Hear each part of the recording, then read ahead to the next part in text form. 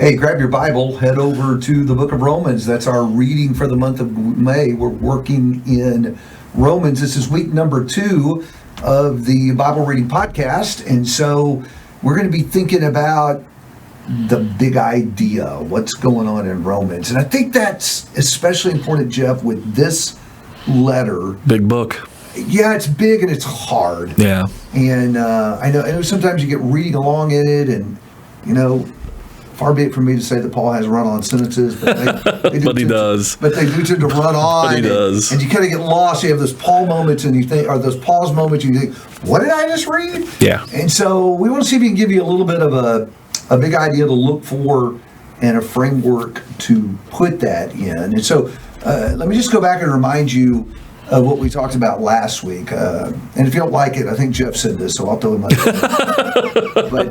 But you really broke the book into 4 segments, 4 parts. if I remember that.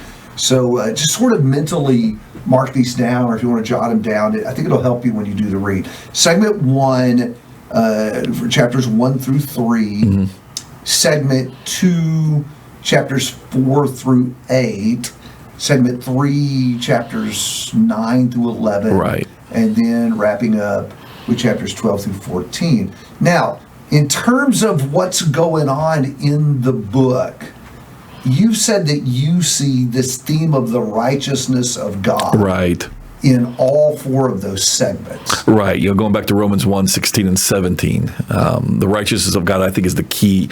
It's debatable, but I think it's certainly, many would hold that it's the key idea of the book, right? And in fact, some have contended that 16 and 17 are just sort of the keynote of the book. And especially the righteousness of God within that. And when we talk about the righteousness of God, what we're talking about is, in Romans, it works 2 ways. Number 1, how can we become righteous, as sinful people? How can God justify us? And so the book is very much focused on justification, but the righteousness of God in another sense, which is how can God be righteous? Do what He does, the way He has done things, and the way He's forgiven sinners, and the way that He's used the Jews to bring salvation to the world. So how is God right in what He has done? God's righteousness in that sense, and then God's righteousness in the sense of how can we be right with God? Okay, so working through these 4 segments then, I think 1 through 3 is probably the easiest segment to identify, because it seems pretty clear that Paul is trying to get us to see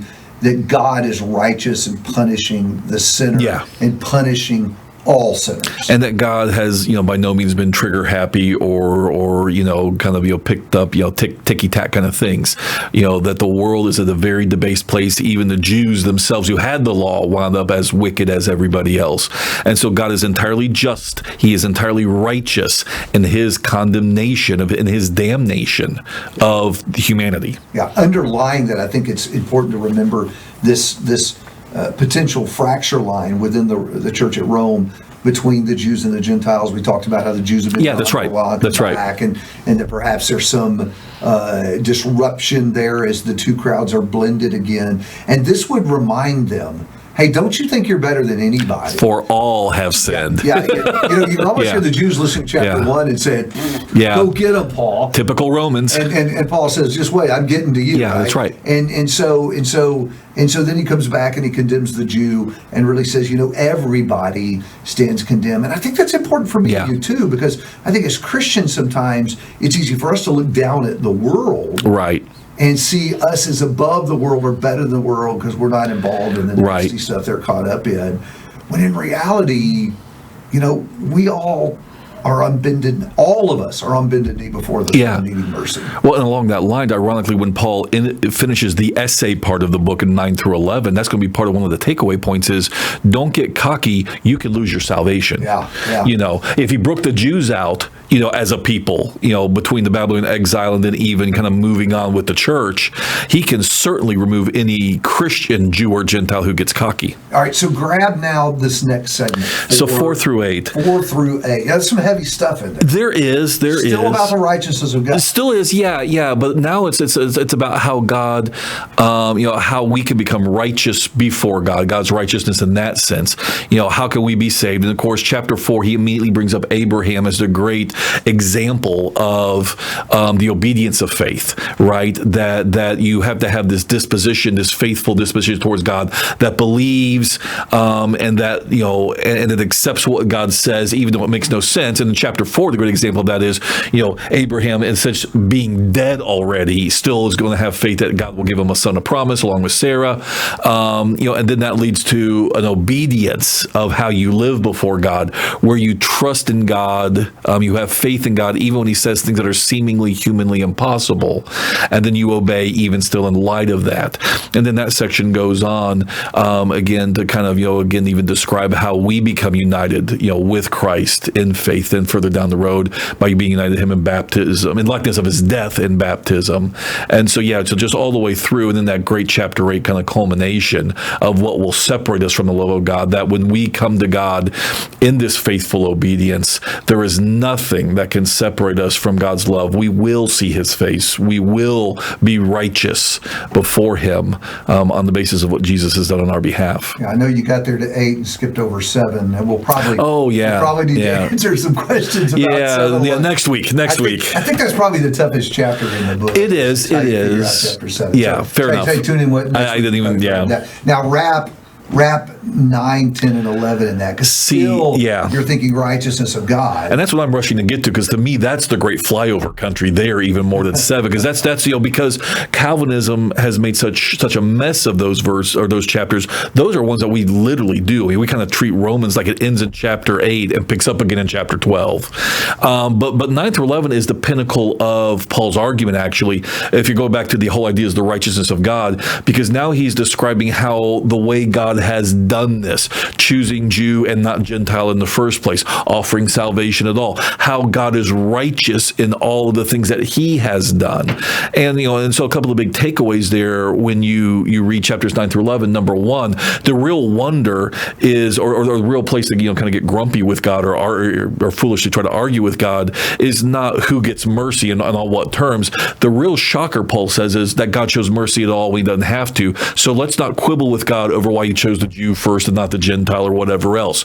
God does not owe anybody, Jew or Gentile, salvation in the first place. The real wonder is that he shows mercy at all.